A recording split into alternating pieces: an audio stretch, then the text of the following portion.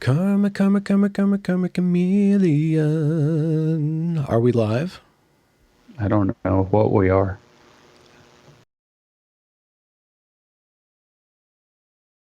What's the Um, takeaway from repressive tolerance that people really need to know in order to understand what's going on within the woke? Left good, right bad, even if violence is involved. I have it here. Liberating tolerance then would mean intolerance against movements from the right and toleration of movements from the left. As I said, that's a quote, direct quote. Yeah. Okay, liberating tolerance, that's what he's calling repressive tolerance. He also calls it discriminating tolerance. Would mean intolerance against movements from the right and toleration of movements from the left. Right? As to the scope of this tolerance and intolerance, it would extend to the stage of action as well as of discussion and propaganda, of deed as well as of word. The traditional criterion of clear and present danger seems no longer adequate to a stage where the whole society is in the situation of the theater audience when somebody cries fire. It is a situation in which the total catastrophe could be triggered off any moment, not only by a technical error, but also by a rational miscalculation of risks, or by a rash speech of one of the leaders. In past and different circumstances, the speeches of the fascists and the Nazi leaders were the immediate prologue to the massacre. The distance between the propaganda and the action, between the organization and its release on the people, has become too short. But the spreading of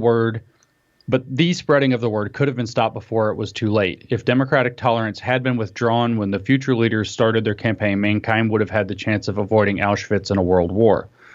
The whole post-fascist period is one of clear and present danger. Consequently, true pacification requires a withdrawal of tolerance before the deed at the stage of communication, word, print, and picture. Such extreme suspension of the right of free speech and free assembly is indeed justified only if the whole of society is in extreme danger. I maintain that our society is in such an emergency situation and that it has become the normal state of affairs.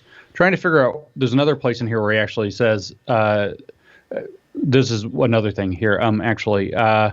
It should be evident by now that the exercise, this is the end of the same paragraph, the exercise of civil rights by those who don't have them presupposes a withdrawal of civil rights from those who prevent their exercise, and that the liberation of the damned of the earth presupposes suppression not only of their old, but also of their new masters.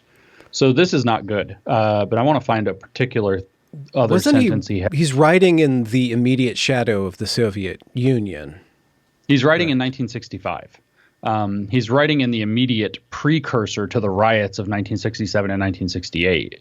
Withdrawal of the tolerance from regressive movements before they can become active, intolerance even toward thought, opinion, and word, and finally intolerance in the opposite direction, that is, toward the self-styled conservatives, to the political right. These anti-democratic notions respond to the actual development of the democratic society, which has destroyed the basis for universal tolerance. The conditions under which tolerance can again become a liberating and humanizing force have still to be created. When tolerance mainly serves the protection and preservation of a repressive society, when it serves to neutralize opposition and to render men immune against other and better forms of life, then tolerance has been perverted. And when this perversion starts in the mind of the individual, in his consciousness, his needs, when heteronymous interests occupy him before he can experience his servitude, then the efforts to counteract his dehumanization must begin at the place of entrance, where the false consciousness takes form, or rather is systematically formed. It must begin with stopping the words and images which feed this consciousness. To be sure, this is censorship, even pre-censorship, but openly directed against the more or less hidden censorship that permeates the free media. Blah, blah, blah. So he's openly calling for the censorship and pre-censorship. He even has a whole long thing about violence in here. So basically, explicit bias is justified against implicit bias because he knows that any given word or speech will ultimately lead to an atrocity. We need to filter all words and speech that have led to a specific atrocity in Nazi Germany, but we're going to ignore all the atrocities that are happening just a few thousand miles away in the gulags, correct? Correct. Right. And that's where he says, there has to be movements from the left must be tolerated. Movements from the right must not be tolerated. Withdrawal of civil rights from the right extension of rights that even fall outside of the democratic norm to the left. So that would include violence. That's another part of his argument that I didn't read. Did he ever draw that back or refine that position? Because it doesn't seem logically to No, he work complained out. that anti-intellectual people took it up and ran wild with it. Oh, yeah, okay.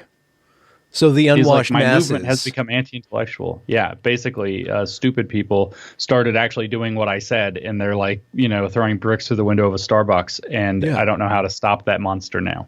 The people who need tolerance most, which are the oppressed, the non-elite, are the ones that we should be protecting. But once the non-elite take his elite status and do whatever they want with it, he wants to pull it back. So he wants to be I'm so glad you saw that so quickly. So yeah, my 4-part lecture series, it starts off in the second part out of the 4. I'm like, you can see the paradox that he's created for himself.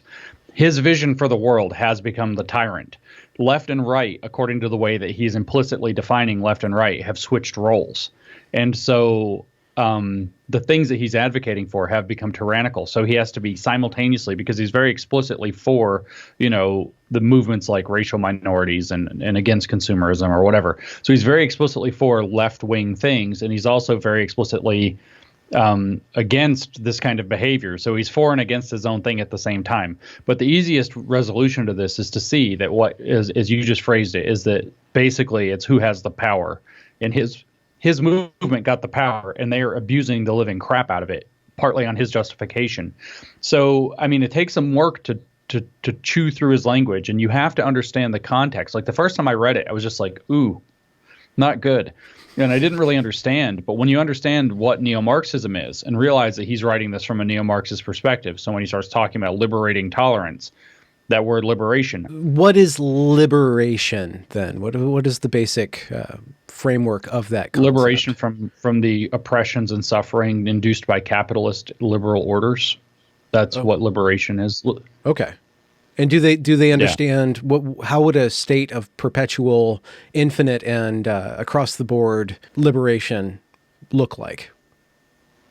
I mean, we'll find out. Give it another couple months. Okay. It's not looking good so far. Okay. Equity is a liberation doctrine. The liberation movement, I don't know the roots of the liberation movement in full. It's complicated because there's like women's lib is part of it, women's liberation.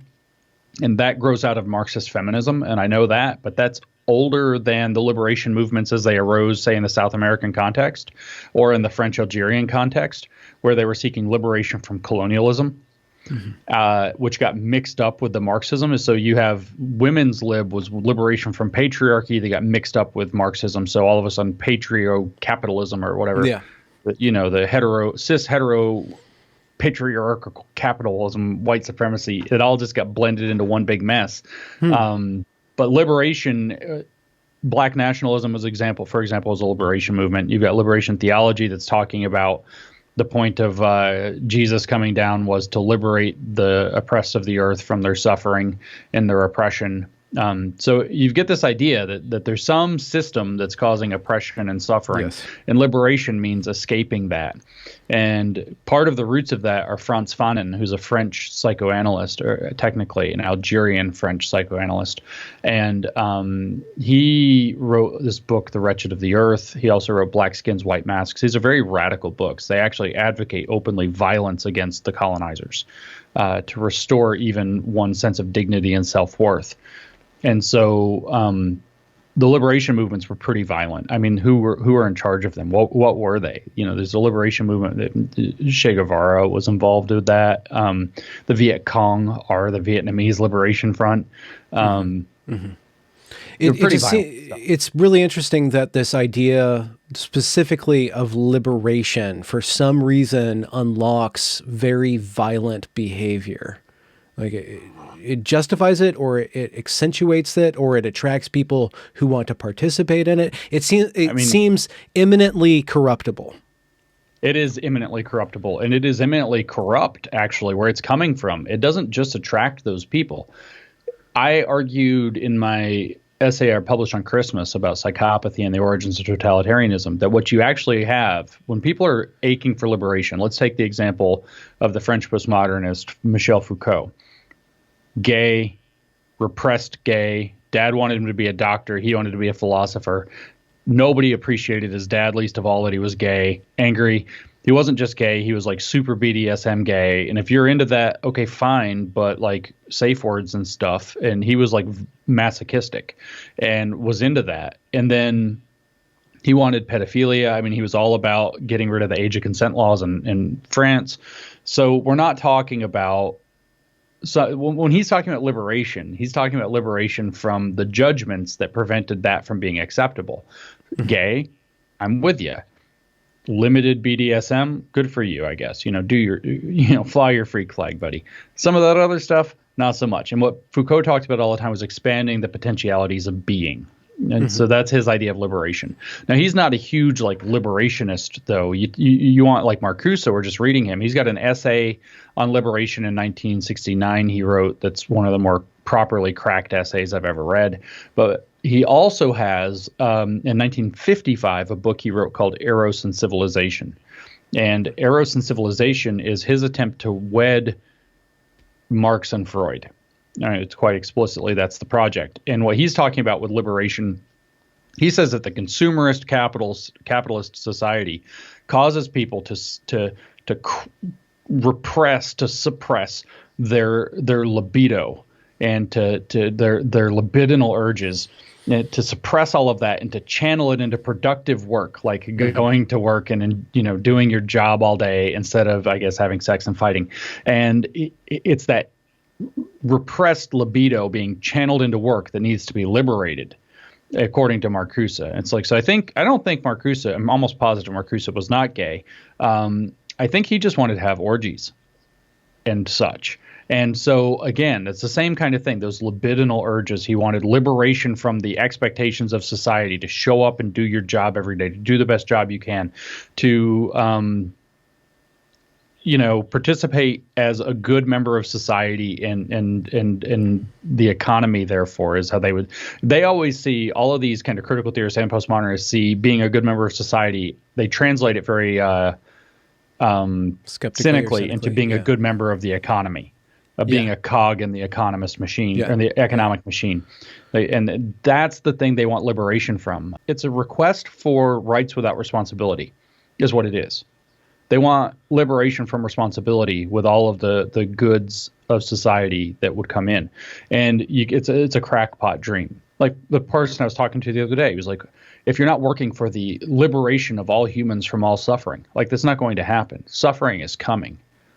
Like the Stoics have that kind of right. Everybody is going to die. Either you're going to die before them or you're going to watch some of them die. That's what's going to happen. Suffering is coming. Calamities are coming. You're in the Pacific Northwest, you have a snow day, but you never know when one of those volcanoes might blow up. Suffering will come. You never know when the wildfire is going to rip across California. Suffering will come. Or even where you were. You guys had wildfires last year. Yeah. We had wildfires a couple of years ago. They weren't that wild. It was some kid started them. Yeah. Throwing matches. Down in Oregon too. Yeah. Yeah. Same here.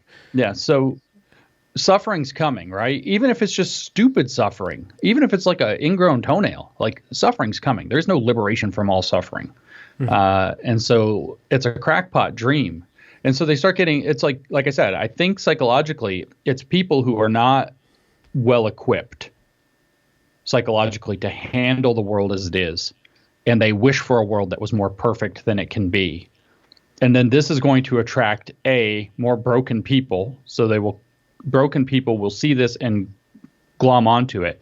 And then it will also attract psychopaths who will manipulate this thing because it's fantasy land and you have highly manipulable people there. And that's more or less, I think, why it turns into such a den of like cluster B personality disorders and psychopaths. What have you seen is a good way to attract the broken, to give the broken shelter, to give the broken some sense of meaning, to counter this? The difficult part is that on some level you can oversimplify the entire equation down to responsible people versus resentful people.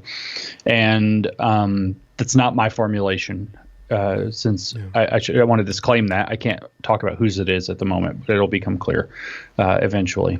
But resentful people versus responsible people. And responsibility is harder. And so, for example, what you see psychologically speaking, a lot of people have tended to notice, as I think Jonathan Haidt and Greg Lukianoff wrote, that what they see in a lot of the so-called coddling of the American mind and this woke stuff is like anti-cognitive behavioral therapy. It's like the opposite. It's like it makes people less mentally well. And that's where, the kind of things that I've been mentioning, I think, become really relevant. Well, the thing is that real cognitive behavioral therapy not only is under attack by the woke as being too white and racist now, but it's also difficult. Learning to face your own shadow, learning to face your own demons, learning to take responsibility for your own failures is much harder. And as long as you have a situation where people can just use magic words for us right now related to trauma, harm, or oppression and basically get their way, there's no incentive structure whatsoever. So the incentives have to be there that create a circumstance where responsibility is deemed more valuable than basically the only way you can do that is by removing the incentives to throwing a toddler level fit in the floor.